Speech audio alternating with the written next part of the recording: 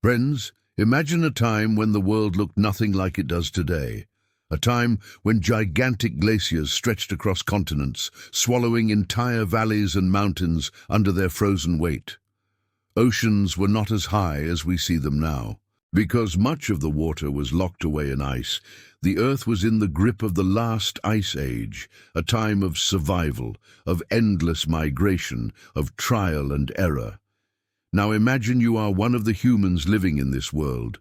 Your small group depends on the ocean, on the rivers, on the fish and seals you can catch, and on the seaweed and shellfish you can gather. You look across the endless coastline of Asia, and slowly, generation after generation, your people begin to push further east and further south. This is where the story of the Pacific Coast Theory begins, a theory that suggests the very first Americans did not walk across land, but sailed along the edge of the Pacific Ocean. The idea challenges the more famous story of the Bering Land Bridge, where people supposedly crossed on foot into Alaska when ice sheets retreated. That theory has been accepted for decades, but archaeology has revealed mysteries that the land bridge cannot fully explain. Sites like Monteverde in southern Chile are thousands of years older than the supposed opening of the ice-free corridor in North America.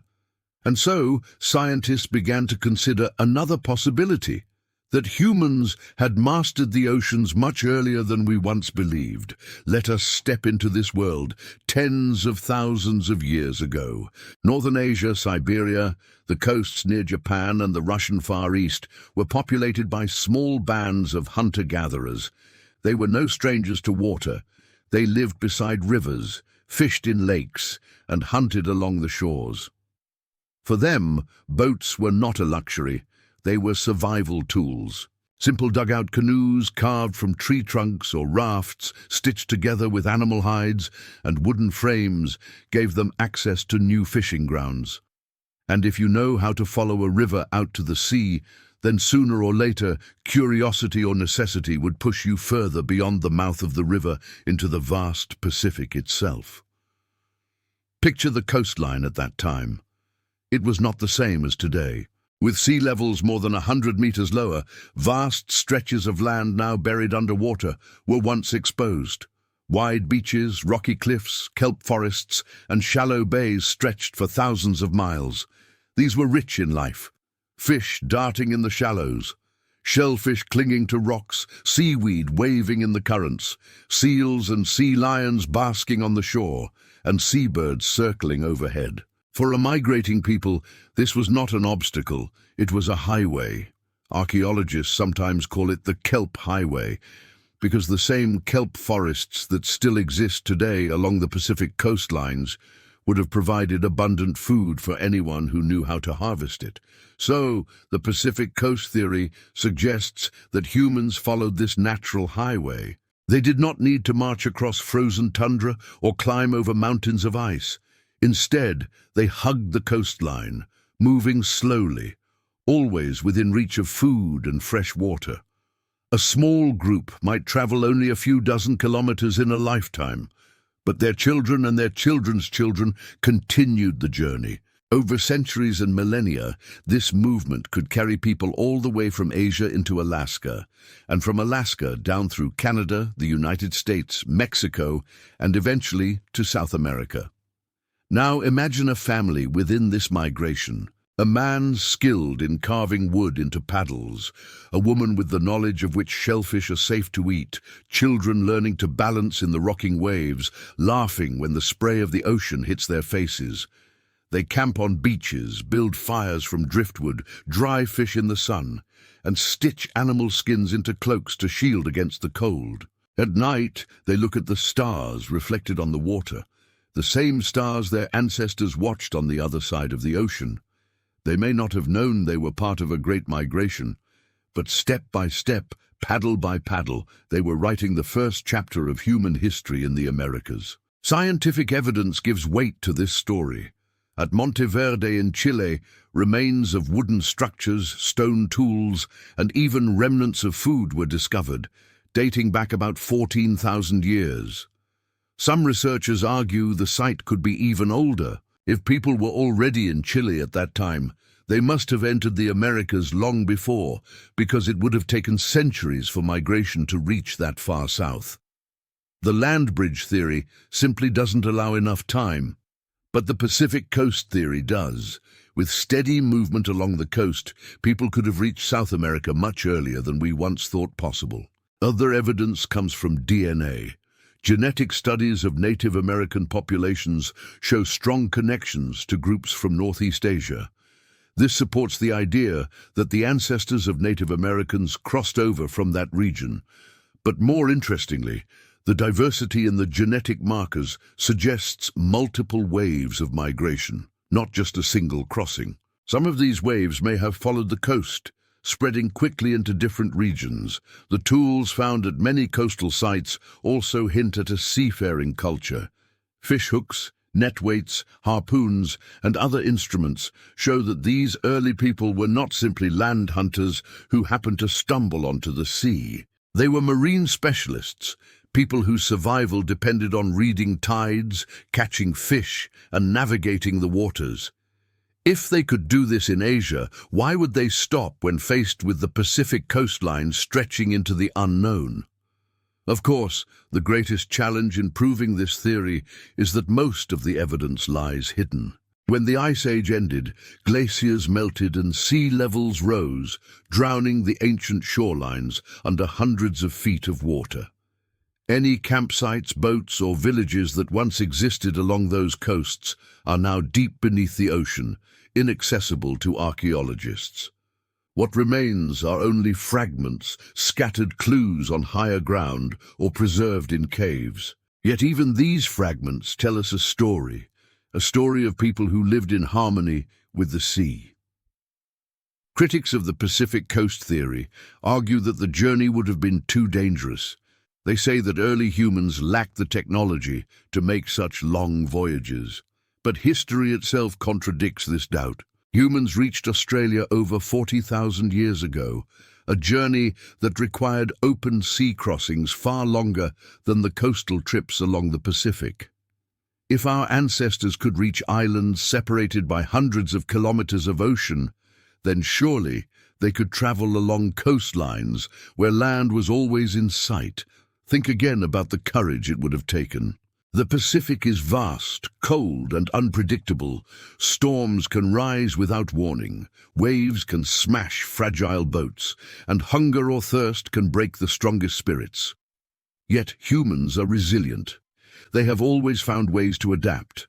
Perhaps they learned to read the behavior of birds to find land, or the shape of clouds that form above islands. Perhaps they timed their journeys with the seasons, moving only when the sea was calm and the fish were plentiful. Generation after generation, these skills became traditions, passed down in stories, in songs, in the very design of their boats. Now let us take another step into imagination. You're standing on a beach somewhere near what is now Alaska. The glacier looms behind you, massive and silent, while the endless ocean stretches out in front. The air is cold, the wind sharp, but the sea is alive with promise. Your tribe has built simple shelters from driftwood and animal hides. Children run along the sand, leaving small footprints that the tide will soon erase. Elders tell stories by the fire of lands further south, warmer lands where the ice does not choke the earth. Tomorrow at dawn, your people will push their boats into the water, guided by instinct and hope. Will you find safety? Will you find new lands to call home? You cannot know, but you row anyway because survival demands it. The Pacific Coast theory transforms our image of the first Americans. No longer are they just weary travelers trudging across an icy bridge of land. Instead, they are explorers of the sea, pioneers of the shoreline, people who dared to ride the edge of the world. They remind us that exploration is not just about conquest, but about survival, curiosity, and the relentless drive to find what lies beyond the horizon. In the end, whether by land or by sea, The story of humanity's arrival in the Americas is one of the greatest migrations in history.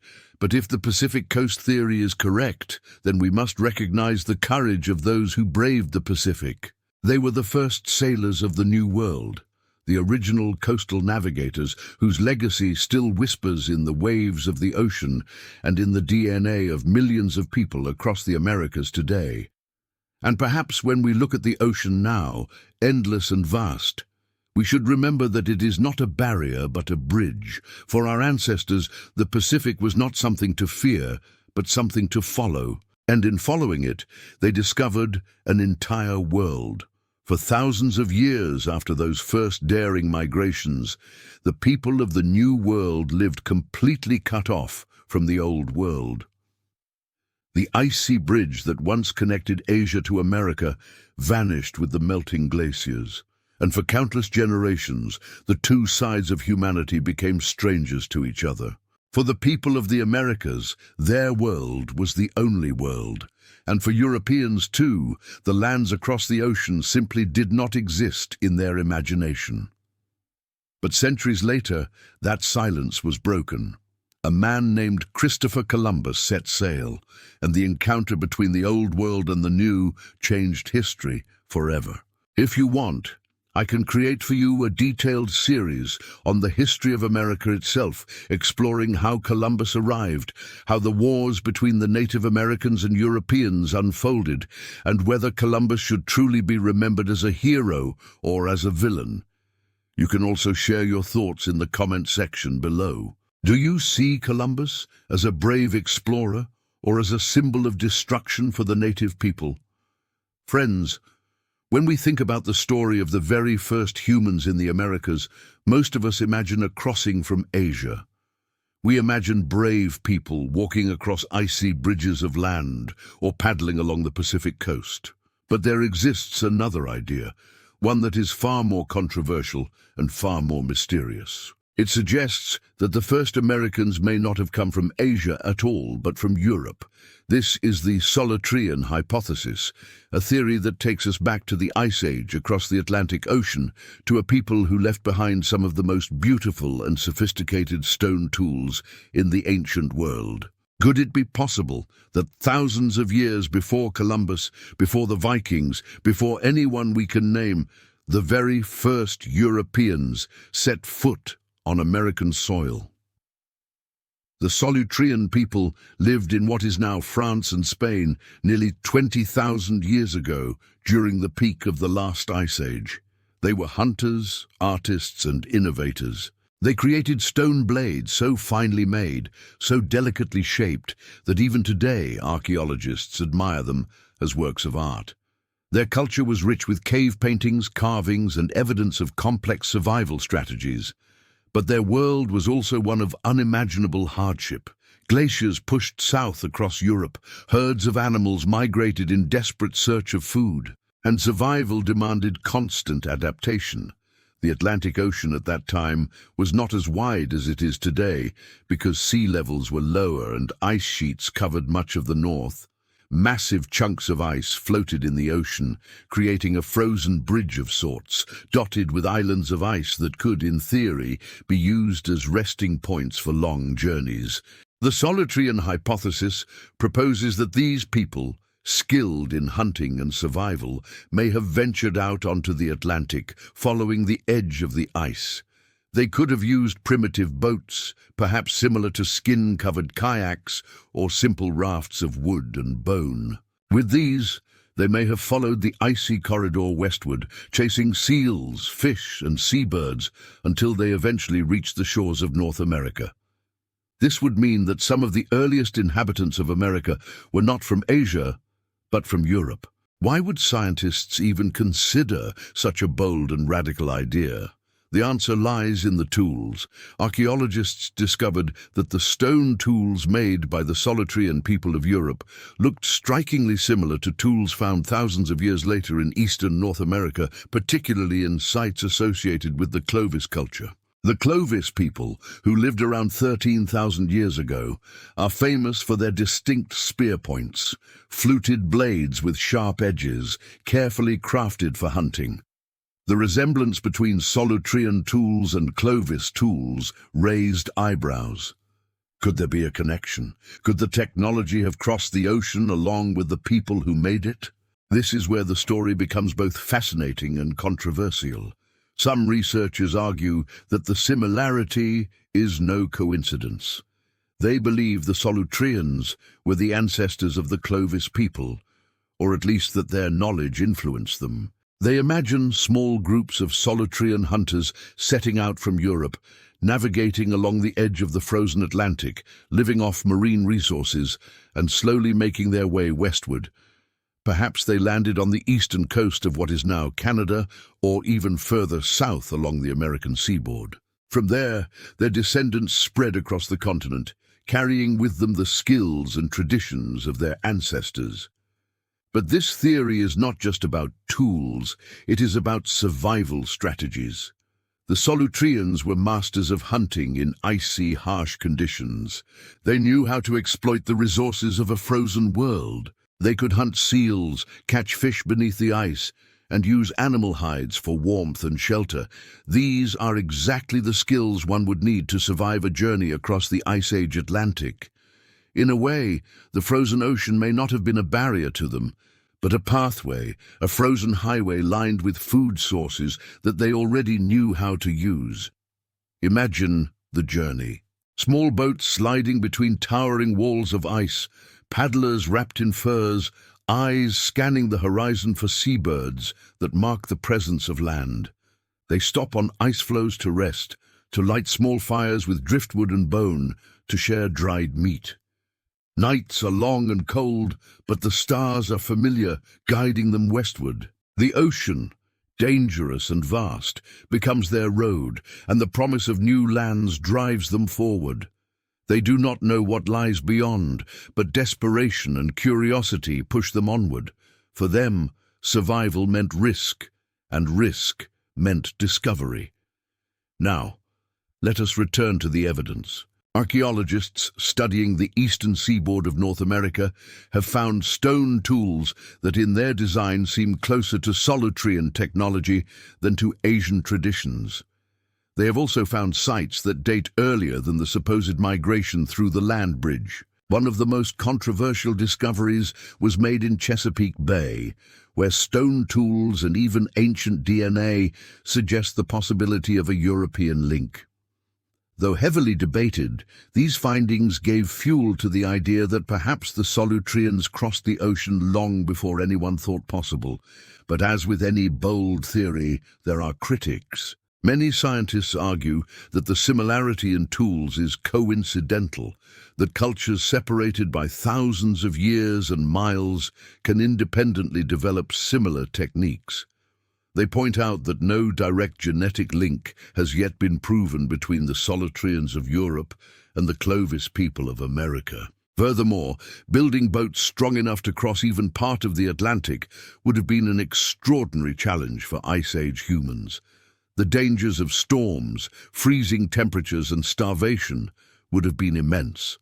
To many, the idea of such a journey seems almost impossible, and yet history teaches us not to underestimate the abilities of our ancestors. Humans reached Australia more than 40,000 years ago, crossing seas that required significant planning and navigation. They settled remote islands in the Pacific long before modern ships. Time and again we see that early humans were capable of feats that we once thought beyond their reach. Why then should we dismiss the possibility that a small, determined group could have braved the Atlantic during the Ice Age? Let us imagine again. You are a young hunter of the Solutrean people. Your tribe faces hunger as herds of animals migrate further and further away. Elders speak of lands beyond the endless horizon, lands rich in game and untouched by rivals. You help push a boat into the icy waters, your hands numb, your heart pounding. The sea roars, the wind bites, but you feel the pull of destiny. Days turn into weeks as you drift westward, guided by instinct, by birds, by the faint sense that something awaits. When at last your boat scrapes against a rocky shore and you step onto unfamiliar land, You have no way of knowing that your footprints are among the first of your kind on an entirely new continent. The Solutrean hypothesis is not widely accepted, but it refuses to disappear. It lingers at the edges of science, a tantalizing possibility that forces us to question our assumptions. What if history is not as simple as one migration across a land bridge? What if multiple groups from different parts of the world found their way into the Americas at different times? What if the story of the first Americans is far more complex, involving both Asia and Europe, land and sea, chance and courage? This theory also raises deeper questions about human nature. We often think of ancient people as limited, as bound by their environment. But the Solutrean hypothesis invites us to see them differently, as explorers, as risk-takers, as pioneers of the unknown. It reminds us that the desire to seek what lies beyond the horizon is not a modern invention. It is an ancient instinct, one that may have carried humans across oceans long before we built ships or maps. And so, the Solutrean hypothesis remains a story both of evidence and imagination. Whether or not it is ever fully proven, it challenges us to keep searching, to keep digging, and to keep asking questions about our past. Did Europeans walk the shores of America thousands of years before anyone else? Were they the ancestors of the Clovis people, the mysterious makers of tools that still puzzle us today? Or is this just a coincidence, a mirage shaped by our longing for answers? Whatever the truth, the story captures our imagination. We see in it the spirit of human adventure, the willingness to face the unknown. The Atlantic, wide and fearsome, was not enough to hold us back. Whether the Solutreans truly crossed it or not, the idea itself is a testament to human courage. And if one day the ocean gives up its secrets, revealing the remains of a campfire on a long submerged coastline, or the bones of a traveler who never returned, then perhaps the mystery will finally be solved. Until then, the Solutrean hypothesis remains one of the most daring theories in archaeology, a reminder that the story of the first Americans is still being written, and that sometimes the answers to our deepest questions lie not in certainty, but in possibility.